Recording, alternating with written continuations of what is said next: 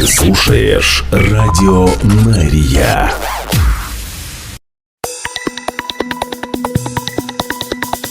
Сегодня 10 декабря, и в прямом эфире на Радио Мария главные новости Израиля. Здравствуйте, мы начинаем.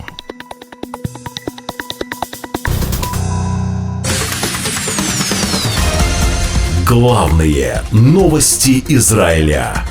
Слушай на Радио Мария. И начинаем с тяжелых вестей для всей нашей страны. Прошлым утром в ходе боевых действий на севере сектора Газа пали 3 израильских солдат, и еще 12 получили ранения. Фотографии павших солдат вы видите сейчас на своих экранах, видеоверсии наших новостей на YouTube-канале Радио Мария. Также вчера днем в результате несчастного случая при выполнении боевых задач на юге Ливана пали 4 израильских солдата-резервиста, сообщают военные. Все они служили в 226-й резервно-парашютно-десантной бригаде.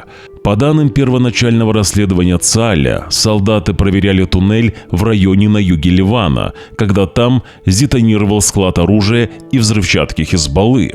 Причина взрыва расследуется, хотя военные подозревают, что это все-таки не была мина-ловушка Хизбаллы, а была взрывчатка, заложенная там ранее израильскими войсками. То есть это несчастный случай. Еще раз напомню, что в течение последних 24 часов ЦАЛЬ сообщил о 7 павших военнослужащих. 4 пали на юге Ливана в результате подрыва туннеля, 3 пали на севере Газы в бою с террористами Хамас. Светлая память.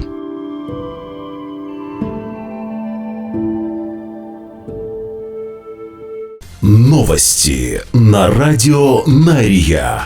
По данным первоначального расследования армии обороны Израиля, беспилотник, запущенный вчера из Йемена и поразивший прошлым утром жилой дом в Явне, приблизился к Израилю со стороны Средиземного моря, совершив долгий крюк, по-видимому, над Египтом. По данным расследования, беспилотник пересек израильскую территорию вблизи сектора Газа и направился на север вдоль побережья в сторону Явне.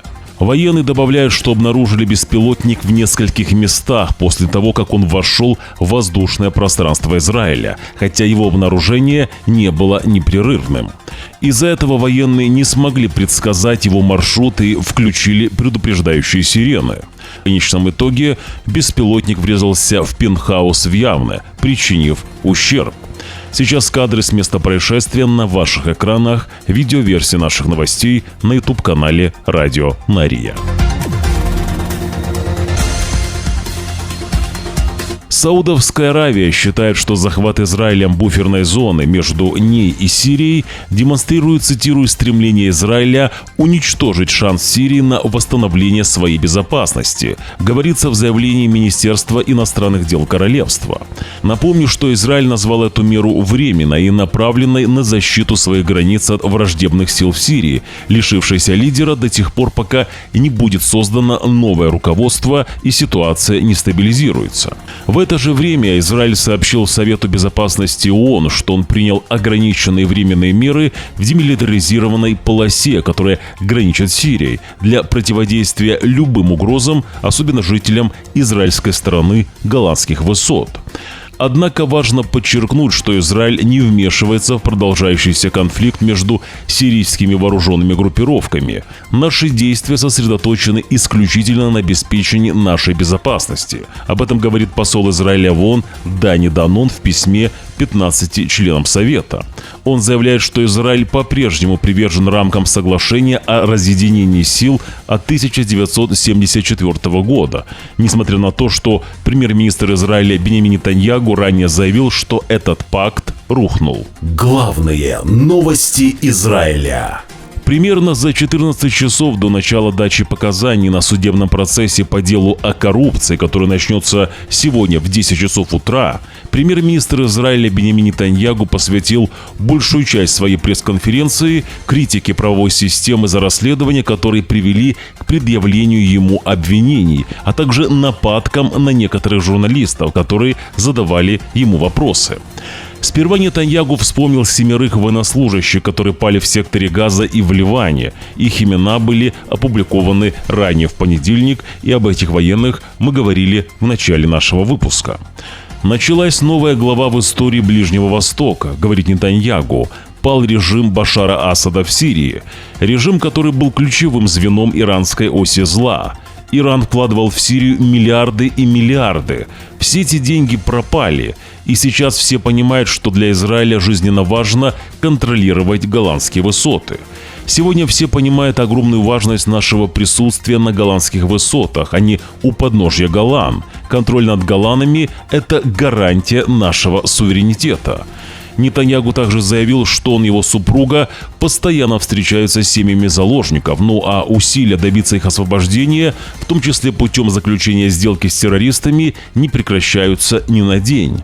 При этом Нетаньягу прокомментировал, что не может говорить о развитии переговоров, как не может и сообщить, какое количество заложников осталось в живых.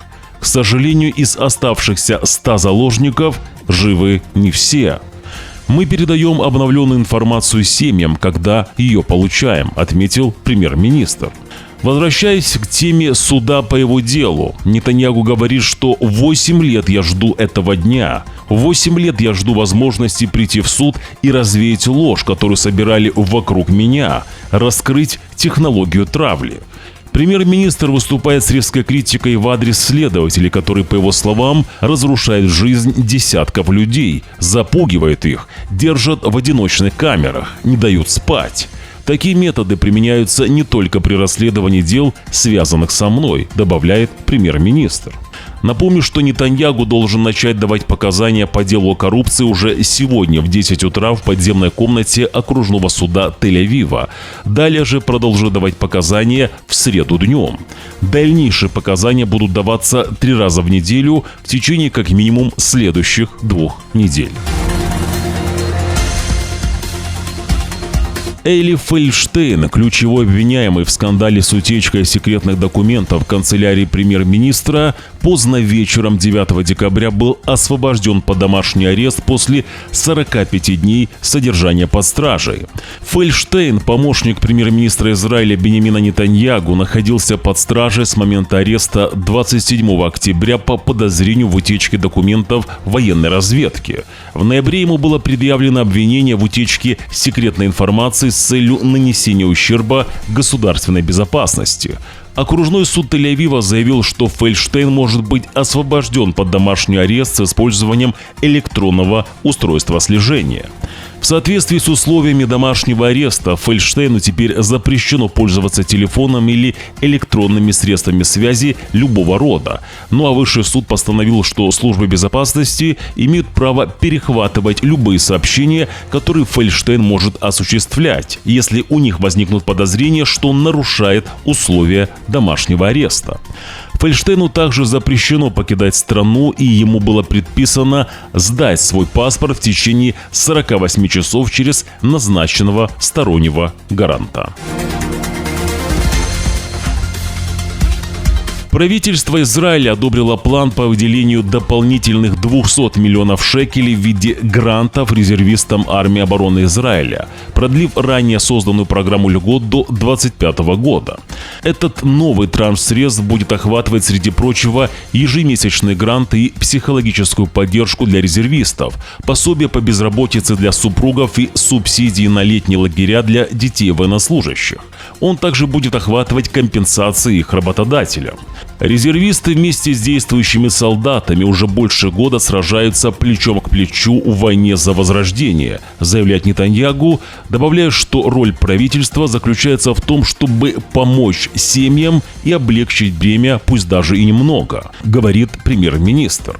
Это комплексное решение, направленное на то, чтобы облегчить жизнь резервистов и их семей и обеспечить реальное решение проблем, с которыми они сталкиваются. Об этом уже заявляет министр финансов Израиля Бецалель Смотрич, в то время как министр обороны Израиля Исраэль Кац говорит, что эта мера выражает нашу глубокую приверженность резервистам, которые пожертвовали столь многим ради защиты Израиля.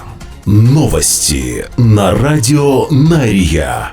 Ну и, как стало известно, премьер-министр Израиля Биньямин Нетаньяху планирует присутствовать на инаугурации избранного президента США Дональда Трампа в Вашингтоне 20 января. Поездка рассматривается, хотя окончательное решение по этому вопросу еще не принято. Израильский гражданин из северного города Новогалиль был арестован за выполнение заданий в пользу Ирана, сообщает служба безопасности Шабак и полиция Израиля.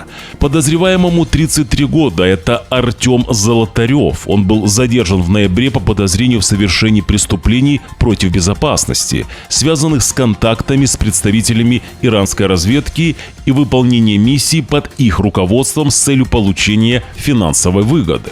Золотарев был задержан после того, как он рисовал на стенах домов многочисленные лозунги против правительства, а также поджег автомобиль в Хайфе. Золотарев связался с неким лицом в сети под псевдонимом Элиад, который предложил ему выполнить задание по нанесению рисунков против правительства с целью изменить ситуацию в нашей стране. Золотарев выполнял задания и снимал свои действия на видео, которые отправлял своему куратору. По данным Шабак, за выполнение задания Золотарев получил $2800 в криптовалюте. Золотареву также предложили лишить жизни человека, все это за $125 тысяч. Затем же переправить его в Россию или Иран, установило следствие. В окружном суде Нацарета Золотареву было предъявлено обвинение в контактах с иностранным агентом, поджоге и вандализме. Таких, как Золотарев, в последние годы в Израиле появилось очень много. Новые граждане нашей страны, новые репатрианты, в большинстве случаев из стран СНГ, вместо того, чтобы развиваться в новой стране, становятся иранскими агентами. Новости на радио Нария. Найден пропавший без вести 68-летний Борис Шустер из Офакима. Тело Бориса Шустера было обнаружено в русле ручья в окрестностях Офакима. Полиция Израиля сообщает, что нет подозрения о криминальном инциденте. Тело погибшего доставили в Институт судебной медицины. Бориса Шустера в последний раз видели около его дома в Офакиме в прошлый четверг. В пятницу он уже был объявлен пропавшим без вести. Полиция, добровольцы и кинологи с собаками вели масштабные поиски Бориса. На момент выхода наших новостей в эфир неизвестно, что же случилось с Борисом и как он оказался в воде.